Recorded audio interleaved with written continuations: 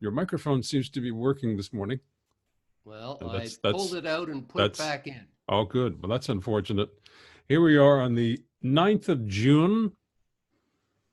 It's That's too bad cloudy. about that whale in the St. Lawrence. Yes, I heard about that not too Very long sad. ago. Yeah, I think some of the experts knew that the whale. We're talking about the humpback that was coming up the St. Lawrence, and it Yeah, near Varennes, I believe, yeah, is it where it met grounded. its I final guess it fate. grounded itself, as it were, near the Vedin area, and it is deceased. So that is too bad. But I Yeah, think well, they said they could last a while in fresh water, but I gather this had been too long a while. yeah, I So think very, the very sad. experts knew early. They didn't let on. I think there was a lot of interest, and people were. It was an interesting diversion from the confinement and all of that. But the experts knew that it was lost and probably wouldn't Oh, make it out. So well, that's too bad. sad. Um, Are did you you have feeling something? well this morning? Let's I see your head. No missing limbs, but thank you very much. The head is still And the a guy. new shirt. You got a brand new shirt. You're No, no, looking I'm rakish. all the shirts in my garde-robe now all have the sleeves rolled up, so it's kind of I wear them and then I put them back, and They're absolutely they're perfectly perfectly set. Yeah, spaced. yeah, I bet you that, yeah. Do you have them marked out and that's little right. yellow With tabs my on them? with my name on the back Oh there, my with yeah, God. for the Do you iron your hospital underwear? laundry. I do not. No, Oh, I'm a but I little do. disappointed.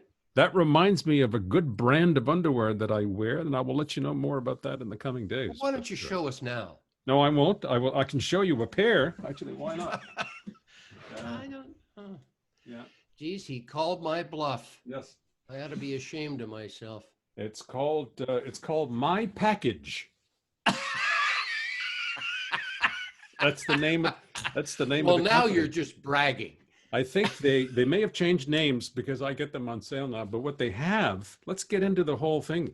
What they have is there's a little Let's get pocket. into the whole. There's a little pocket inside where the family jewels reside, Okay, and it when you makes. really have to go, though, and I'm getting to that Oh age no, where there's even when no I'm going, I feel I really have to there's go. no vent, so you have to kind of you have to pull them down, but it keeps everything very Yeah, kind of yeah, okay. yeah. Um, It's like a has high it it's like has a it high got an wire act. educational Boy, you video that goes boy, with it? you jumped into it this morning, didn't you?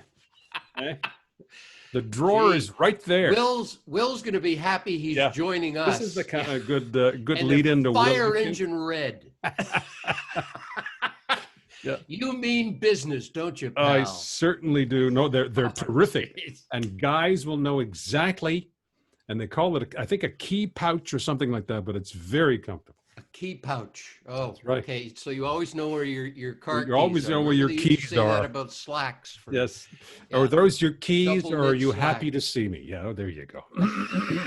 um, okay, we've wasted enough time. I had other stuff. We can talk about it later. You sent me an email quickly about the Space Force, Yes, and they're fighting the actual Space Force for the trademark. trademark. Yeah.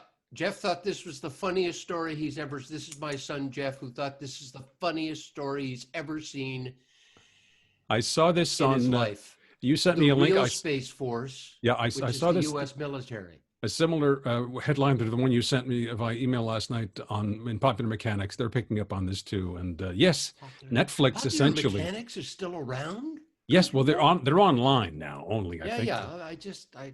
Oh. So to make a long story short, Netflix essentially kind of owns all of this now, so that the official Space Force, the Trump Space Force, may have to change various logos and things because this is kind Look of at can't. Steve Carell. He looks like a North Korean general. Look at Yeah, this. he's actually very He's funny.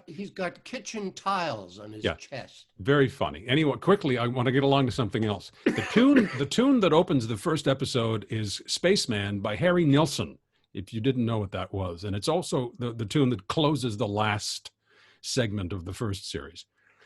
And Nilsson died in 1994. He was a prolific songwriter, and he was a boozer. He and John Lennon were partiers.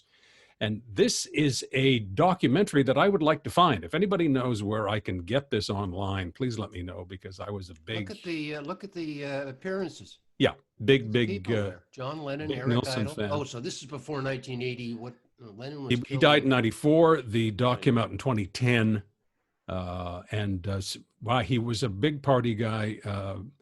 What's his name? Keith Moon of The Who died in his apartment in London, as did Mama Cass Elliot, also died in his apartment in London. It's quite the story. So anyway, if anybody knows where I can find this, let me know, because it's for sale, but I can't find it online. So I was reading an article about old Gordon Lightfoot, and he's 84. He looks about 104. Yep. But he says, "Yeah, I'm amazed I'm alive." He said, "What we did in those days was the stupidest crap." The Nilsson story is quite something. He had a congenital heart defect. He died of a heart failure at one point, but it was some serious partying going on. So, and how old was he? He was 52, I think, or something like that. He was quite young. Yeah. Okay, that's actually starting to sound young. Okay, let's get Will in here. Young at heart. Yes, because he's gonna lose patience. To the old man. Will has lost patience with us many times over the years. I remember he's there now. He's Hi. How are you, Will? Will? I'm good. I've been here. Yes, I know. He's been waiting. We're just yammering about underwear and things like that. Sorry. I didn't hear any of that. That's okay. You will see it, Zoom. Though. We were talking about the whale in the St. Lawrence. Oh, yeah. Hold on. I just kind of a sad starter, I'm afraid. Sorry about that. Yeah. How you been? Good.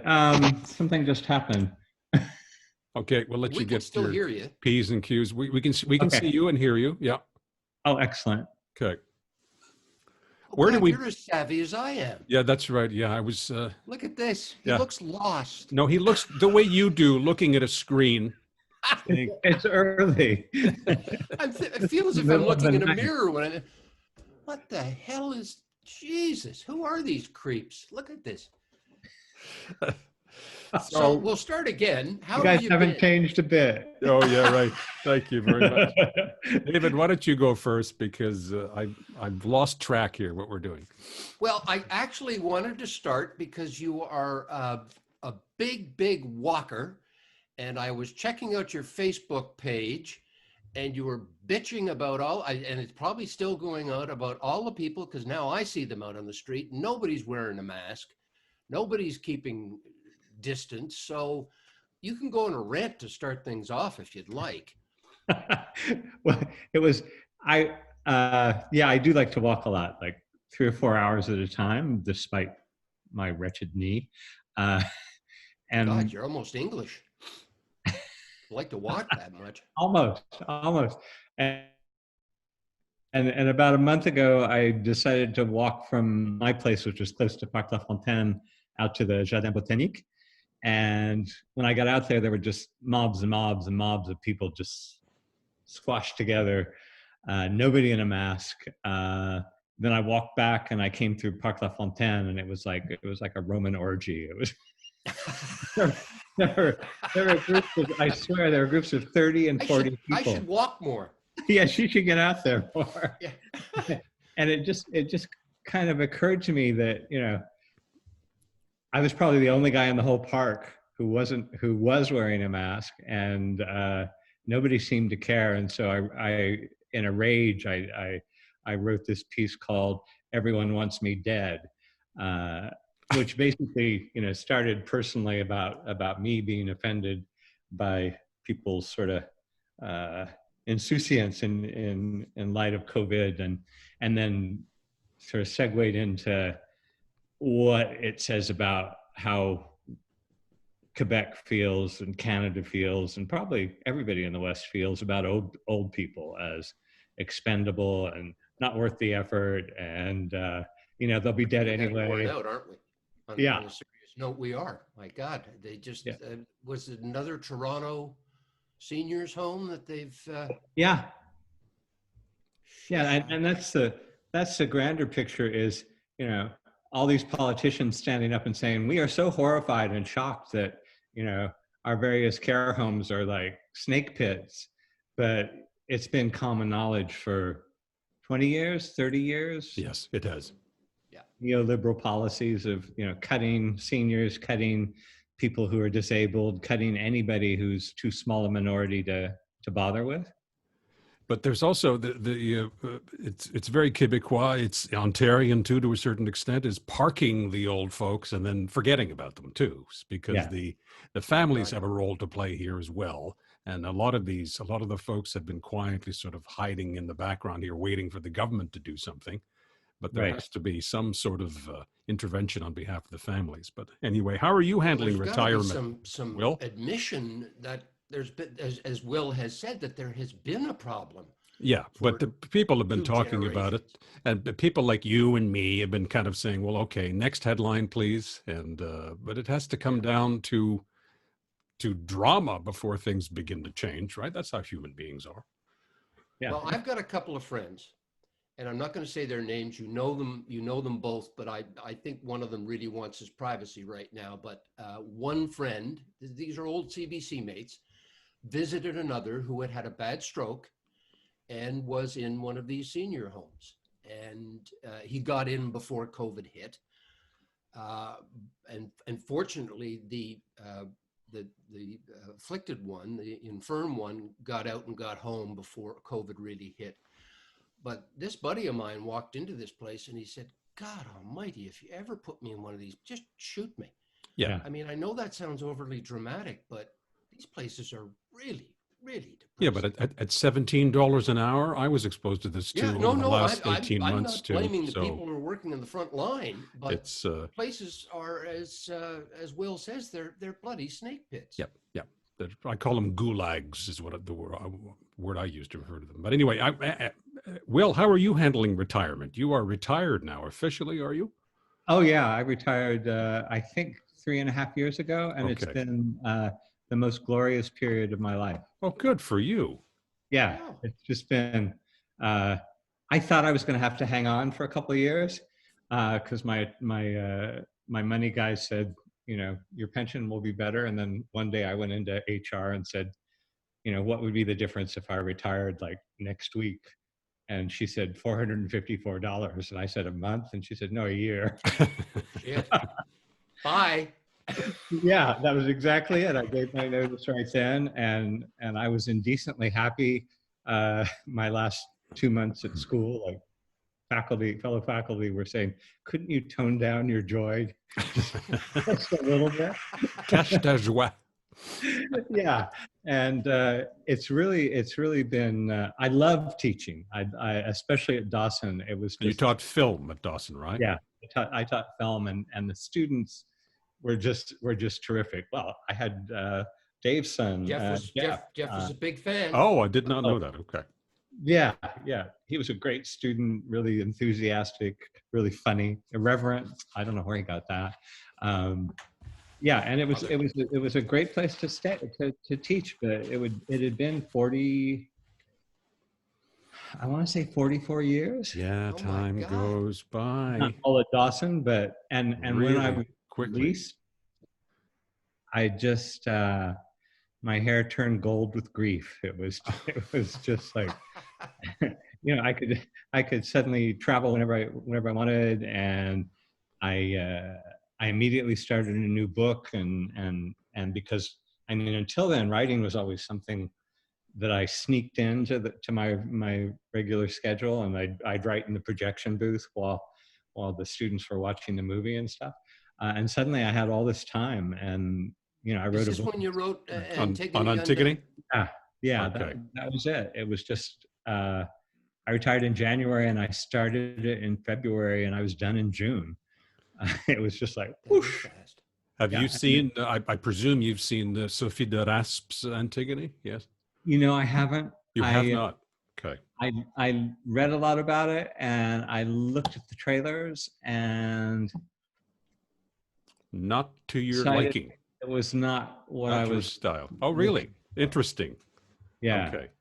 Yeah, like high melodrama. I don't think you have to bring melodrama to Greek tragedy. It is very melodramatic. I was surprised at how I watched it quite recently, and it's over the top in many ways. Yes. Is this a TNM production that has been put online, or what No, is no, it? no, Or no. it's This is a movie. Dud It's a Asp film. is an independent filmmaker. She's been at it for 10, 15 years, I think, and it was a TIFF selection. Yes. Ah, Yeah, Yeah. okay. and it's I been probably quite will watch it. Yeah. At quite some well point. received by the critics. So that's interesting. I was expecting you to have perhaps taken a peek, but No, wow. he's always been a contrarian. Always, always. That's what we love about him. I can't help myself. But this was inspired by Anne Carson, the poet and a friend of yours, right? Yeah, she And Juliette Binoche in a production in where was it, Luxembourg or something? yeah, it premiered in Luxembourg in 2015, and it's this hotshot Belgian avant-garde director Ivo van Hove, and Anne just messaged me one day and she said, "How are your air miles? And you want to come to the premiere?" And I thought, yeah. And I originally intended to do a piece for the Globe and Mail, and then they just sputzed around and couldn't make up their mind and whatever. So I just went and I saw Antigone 5 times in 3 days, which is, I wouldn't recommend it. God, were you depressed? Well, I mean, this now, is about a woman who wants to bury her brother, right? well, to Yeah. give her brother a correct proper burial, burial, a proper yes. burial, right? Yes. Yeah, because her uncle, the king, has said no, he was a traitor to the state, so we'll just throw him out of the city walls and let him rot. And she snuck out and sort of total civil disobedience, and then the uncle locks her in her own tomb to let her starve to death. So it would make a great musical. Yeah,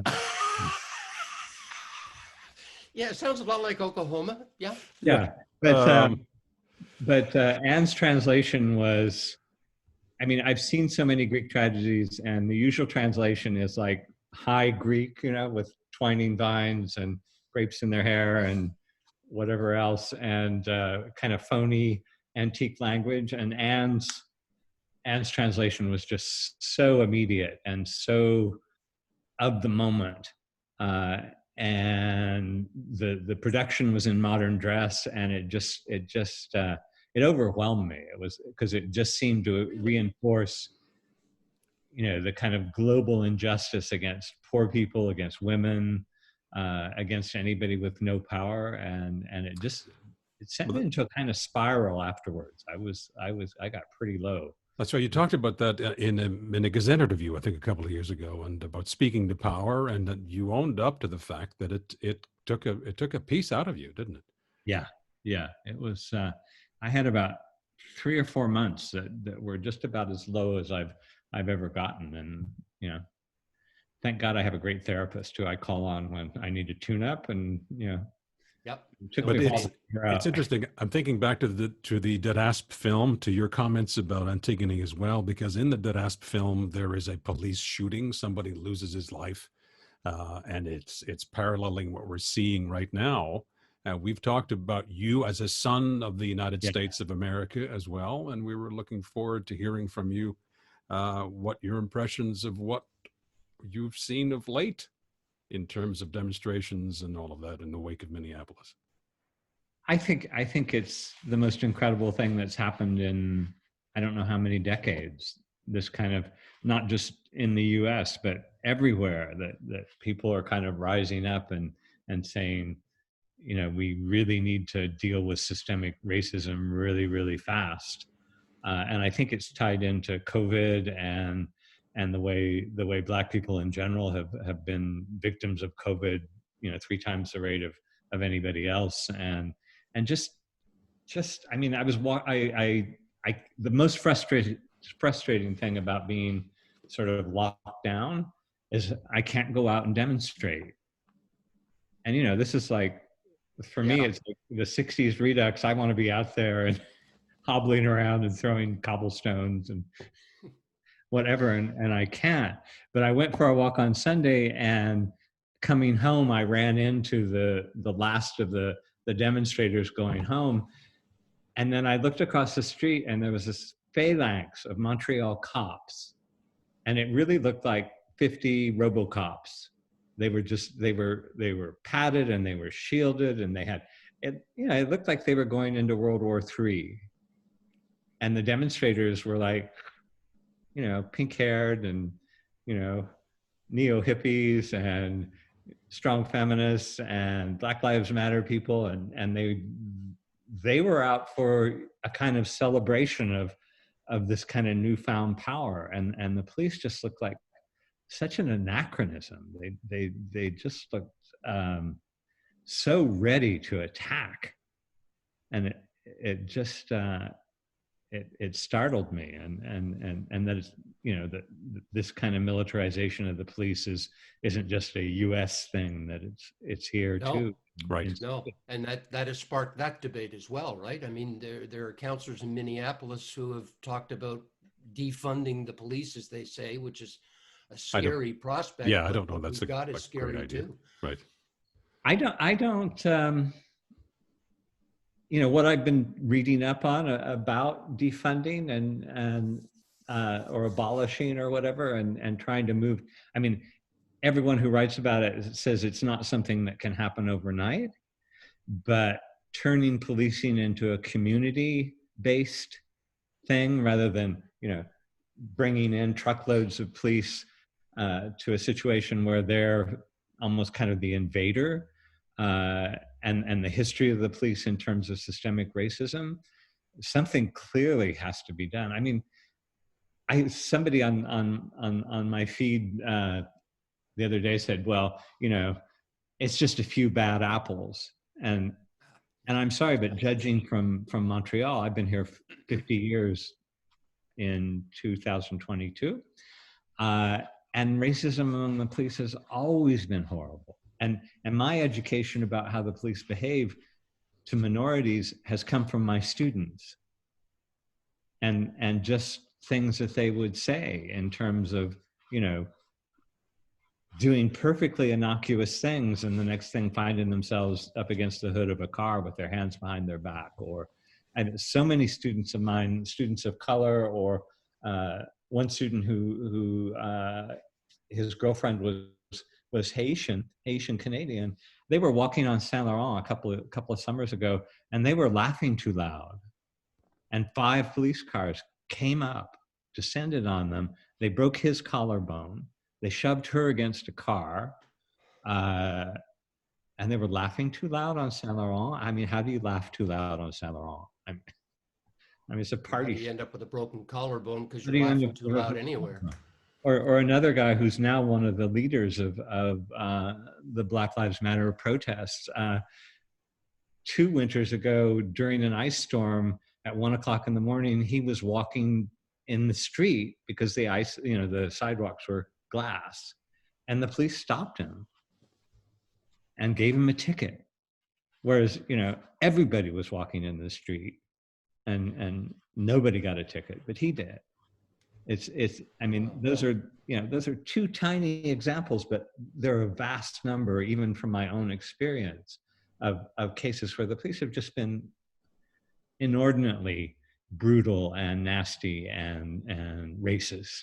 And then we have, Legault and well, that gets back to what Dave and I were talking about yesterday too. There's this denial. There's this whistling past the graveyard business going on here too. It's been going on for decades. Yeah, and Legault saying yesterday or the day before that, we can't use this term because it's prejudice against the majority, the Francophone majority, and yeah. He's singing to his own choir. It's still very facile, which brings me to the question again, which is the one we keep asking everybody. We talked to Foniemi yesterday too. Do you think this is going to make a difference, or because people keep saying, "Oh, we've never seen that. It's worldwide. It's affecting everyone."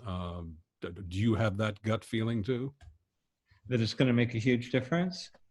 Yeah, that's certainly my hope, because I think we desperately need some kind of new order that is more equitable and less prejudiced and less bigoted. I mean, let's hope that's the case. We discussed that as well with Fo, who made a very good point. A lot of these people out demonstrating, it's great. Are they young? They're Jeff's age or younger, which is great.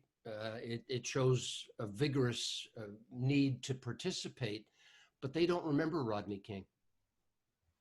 No, They don't remember 2000. They don't remember September 11th.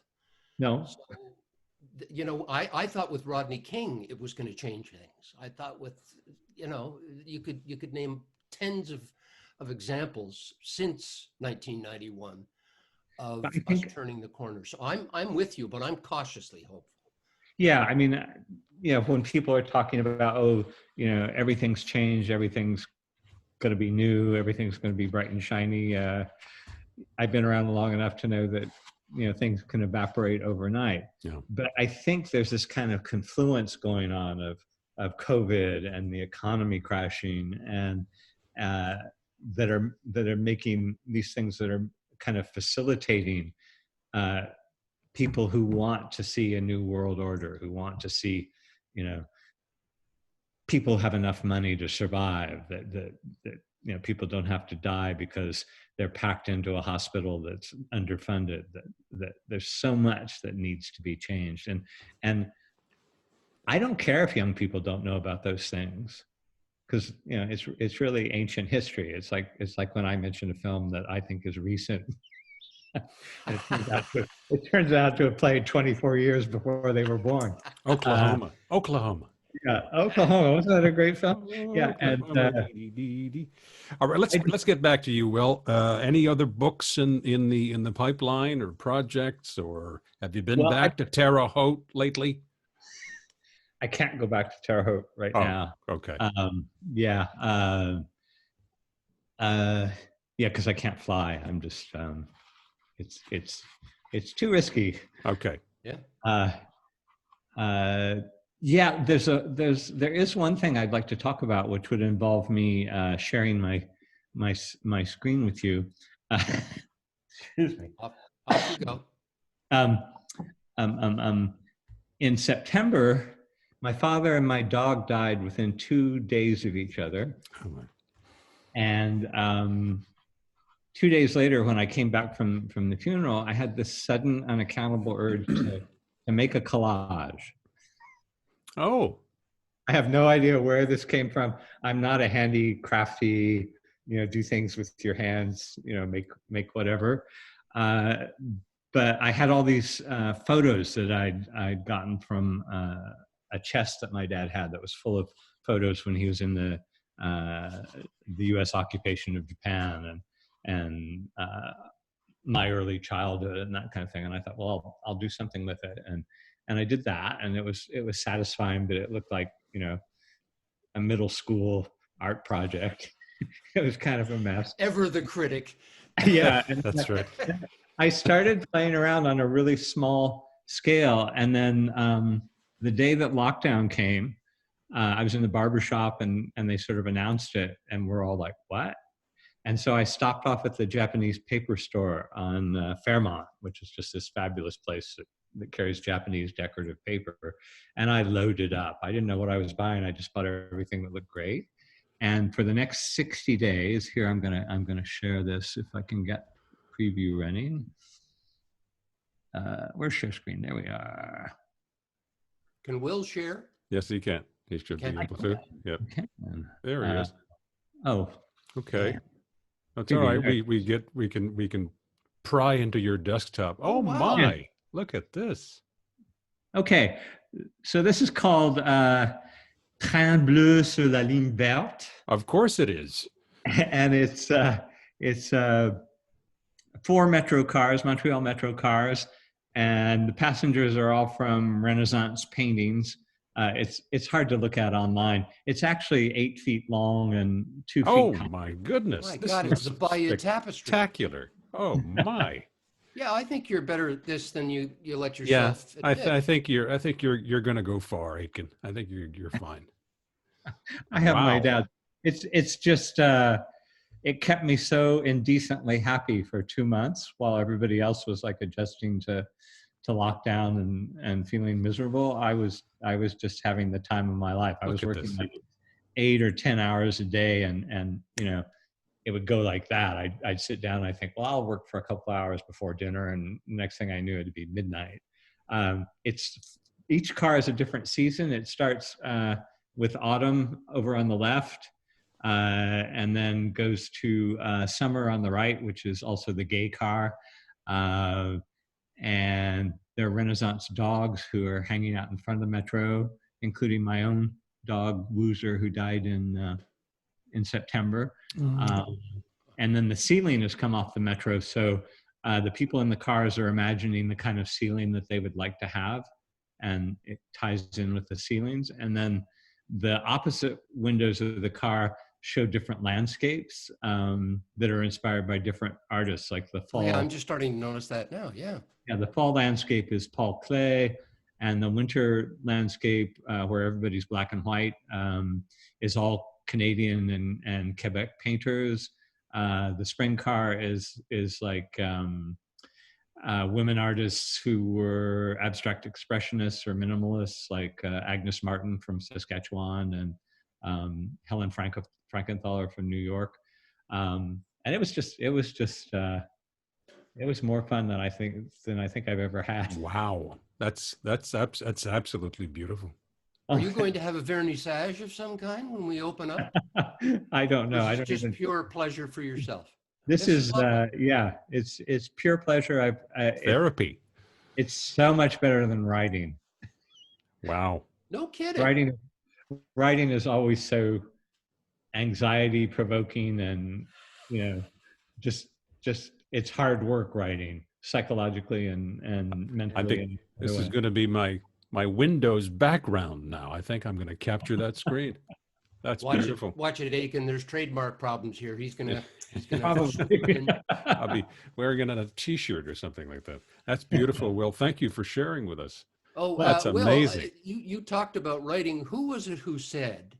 Was it a novelist or a newspaper man who said, if you go to the blank page and if there isn't blood all over it by the end of the thing, you've had a pretty good day of writing? I can't remember. It's apocryphal, I guess. I don't know who said that, but it sounds pretty accurate. Sounds like the process. Yeah. Yeah. This is a lovely, I hate to put it this way, because I don't mean to sound condescending, because we're all three of us are old, but this is a nice late You life two are discovery. old. You two are old. No. Yeah, we are. Yeah. Yeah, and you're still a smart alecky, cool bastard. Well, you've been a darling. Thank you very much for joining us. This has been quite a lovely chat. I feel better already. Thank you. Oh, well, I have those healing powers, That's good. Yeah, that's what all the movie critiques were. That's what we did. We healed people those afternoons. We wish you a good déconfinement as things begin. Thank you very much. Yeah, and take care of your leg. I know it's been a problem lately. Well, I'm going to have a partial knee replacement surgery as soon as things get up and running. So Okay. I'm excited about that. Well, best of luck with show that. us a picture of that. Yes. Okay. Yes. I'll video it. All right. Thank Thanks, you, Will. That was great. It was great to talk to you guys. Thanks, Take buddy. care. Wow. Talk to you soon. Take care. Oh, I should have told him Jeff sends his love. Oh, I'm sure he knows. Wow, there's someone. Who's Will Aitken? Somebody asked me yesterday, and I said, "You just wait till you see who Will Aitken is." Well, and I think you and I mean, you watched Antigone Undone, the Quebecois. Or film. no, it's not. That's Antigone Undone is the title of his book. Oh, the book. You watched Antigone. Antigone, yes, and it's by Sophie de Raspe. I'll put the link up. It's on Netflix. Is it Netflix or Crave? I forget which one, but it is available online. And I don't want to go over it again, but it's an interesting document, and there's a police shooting, and again, it parallels very much what we're seeing right now and what Will was talking about in his, not in his book. I didn't read the book, but in his response to it too. So anyway, well, it's interesting. As I say, he's got a way of taking you in a completely different direction, because both of us did some preparation yesterday to talk about Antigone and Antigone Undone. You got to be ready to talk to Will Aitken, because he's so brilliant and so erudite. And the collage is good. That's beautiful. Isn't that gorgeous? Yeah. All right. Who's on tomorrow? Oh, your buddy there, the old C Sportscast. Oh, Roland Mayotte is on tomorrow. Mayotte, is he? Let me just double check just to make sure that we're not misleading anyone. Yeah, I think that's Roland. Tomorrow would be the 10th. I think it is Roland Mayotte. Roland and I work together in consulting work, but he goes back to Sikasi. He's a big sports fan. Um, and I'm sure Yeah, that I've you'll seen have. him on your Facebook page a lot. Yeah, Roland Mayotte. He was at Sikasi, and he's a freelance worker, freelance communications guy these days, and nice guy. Actually, it's kind of too bad what happened to that station, but I mean, Mm. that's, AM radio. That's AM radio for you. So we can talk about that. Heritage French Canadian station. Yeah. And the last few years actually were great years when they went all sports. And then it just collapsed, which is a real shame. It was started in 1922. It's almost as old as CFCF. Yes, it's quite the station. Anyway, he can talk about sports. He was very fond of that little piece I did many years ago on the Expos, and I don't know all that much about sports, but he had a lot of fun. He immediately knew the name of the organist, and he sent me the thing right away. And told you, yeah. So Fernand, yeah, and I can't remember Fernand's last name. I've forgotten he was too the now. organist for the Expos for years. Yeah. So okay, Roland, tomorrow, and my goodness, your microphone was absolutely crystal clear all the way through there, and we could hear Will perfectly today. So a good day While for we're Zoom. ahead, I am doing all 3 connections every day now. That's great. And of course, that parcel I sent to Lethbridge, Alberta on the 4th of June is in Lethbridge, Alberta this morning. On the 9th. And the one that I sent to you in Montreal West is still somewhere in the pipeline. So Okay, well, I keep promising to check the tracking number, so I'm so going why to do don't you that why don't you today. go off and check that tracking number then?